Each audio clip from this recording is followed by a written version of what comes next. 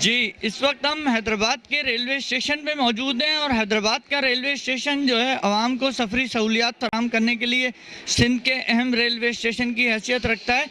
आपको मैं बताऊं कि पाकिस्तान के अवाम में जिस तरह सफ़र की सहूलियात का रुझान है, वो रेल के सफ़र को महफूज सफ़र समझा जाता है और अभी भी समझा जाता है, क्योंकि आजकल जो मुसाफिर गाड़ियों में जो CNG सिलेंडर फटने के वाक़यात हो रहे हैं, इसकी वजह से अवाम में वो सफरी सहूलियात के हवाले से काफ़ी तशवीश और बेचैनी पाई जाती है।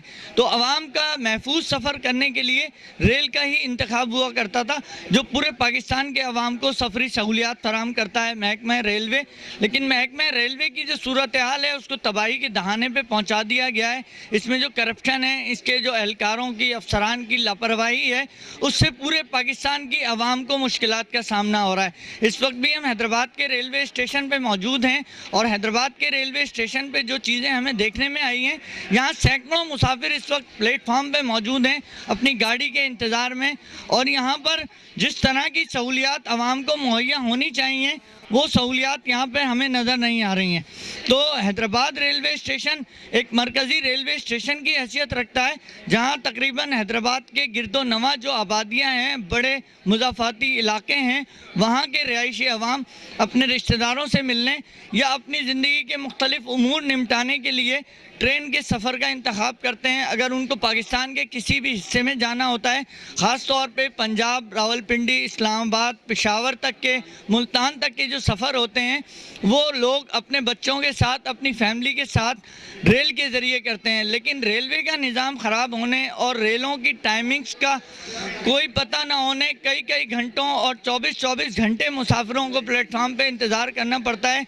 लेकिन हमें ये भी देखने में आया है कि रेलवे के इंतज़ामिया की जानिब से रेलवे स्टेशनों पे मुसाफिरों को सहूलियात फराहम करने के लिए कोई ख़ास इंतज़ाम नहीं किया गया है।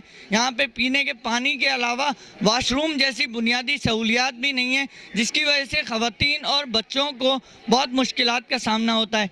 अभी हमारे साथ कुछ मुसाफिर यहाँ मौजूद हैं जो किसी ट्रेन के इंतज़ार में हैं। हम इनसे पूछते हैं, हम इनसे बात करते हैं कि ये हैदराबाद रेलवे स्टेशन पर मौजूद हैं, तो यहाँ इनको किन किस्म की मुश्किलात का सामना है और इनके बच्चे जो इनके साथ हैं उनको किन मुश्किलात का सामना है। जी जनाब, आप बताएं कहाँ जा रहे हैं और यहाँ क्या आपको सहूलियात देखने में आई हैं? हम मुल्तान जा रहे हैं और हमें यहाँ सहूलियत तो कुछ नज़र नहीं आई हैं। यहाँ पे आप खुद देख सकते हैं कि यहाँ पर देखें कितने पैसेंजर खड़े हुए हैं, सब खड़े हुए हैं, कोई ज़मीन पर बैठा हुआ है, वहाँ देखें वो लेटे हुए हैं। यहाँ पर कोई सीट्स नहीं है, कोई अच्छा सिस्टम नहीं है, बाथरूम की आपने खुद कहा, वाशरूम वगैरह का कोई सिस्टम नहीं है, लाइट का कोई इंतज़ाम नहीं है। यहाँ पीने के लिए गंदा पानी तो क्या, मतलब साफ़ पानी तो क्या, गंदा पानी भी मुयस्सर नहीं है यहाँ पर।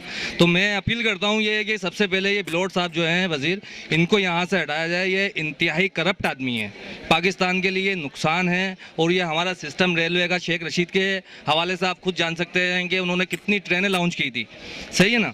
तो अब उन्होंने इतनी ही ट्रेनें उससे डबल स्पीड के अंदर ज़ाया की हैं। ज़र मुबादला जो हमारा है, जो है, हमने ये ट्रेनें जहाँ से भी हासिल की थी, जैसे भी हासिल की थी, उसको इतना नुकसान कराया पाकिस्तान की हिस्ट्री में, इससे ज़्यादा नुकसान रेलवे को कभी नहीं हुआ है। अच्छा, हमारे साथ यहाँ कुछ ख़वातीन भी मौजूद हैं।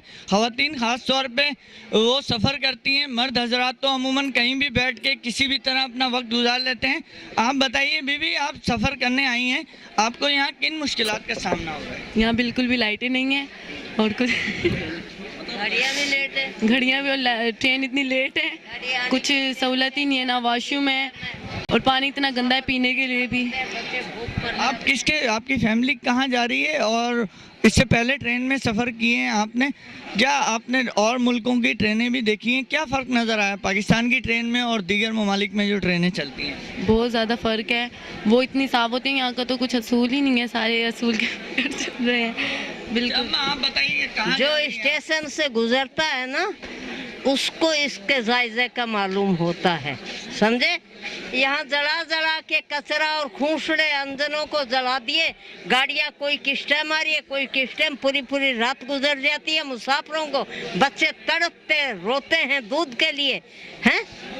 ये कहाँ का इंसाफ है अम्मा, क्या मुतालबा करोगी, कैसे ठीक करें इसको, क्या होना चाहिए रेलवे के साथ? भाई सही मोजीज आदमी होना चाहिए, रेलवे का हो भले किसी महकमे का हो, ईमानदार और अच्छा आदमी होना चाहिए।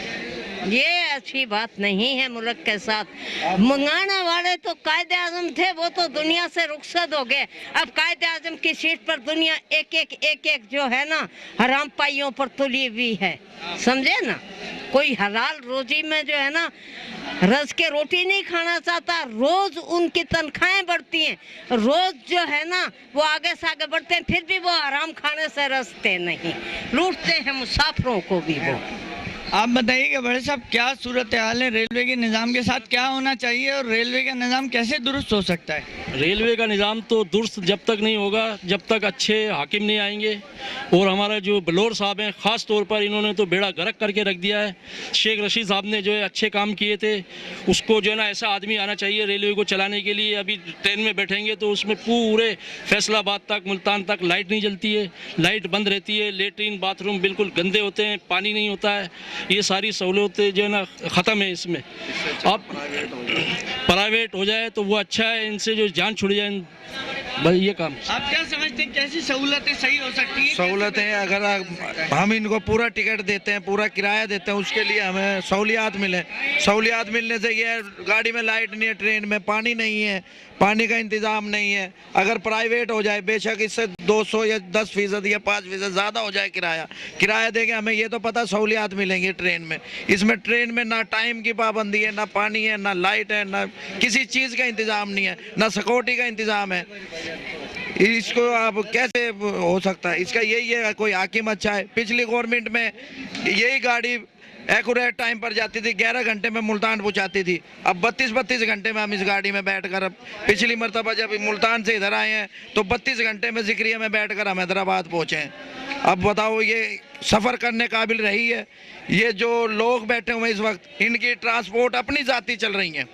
इन्होंने उस ट्रांसपोर्ट को कामयाब करने के लिए, बसों को कामयाब करने के लिए इन्होंने अपने ट्रेन का जो है ना रेलवे का भट्टा बिठा दिया। इतनी अब कभी कहते हैं फ्यूल नहीं है, कभी किसी है, कभी इंजन ख़राब है। तो अगर ये जो हमसे ये किराए की है बस पैसे लेते हैं, आखिर सब लोग किराया भर कर जाते हैं ना, वो पैसे किधर जाते हैं? ये तो जो वज़ीर है वो करप्ट है। जब से ये बैठा है उस वक्त से ही सारा जो है ना निज़ाम रेलवे का धर्म भरम होकर रह गया।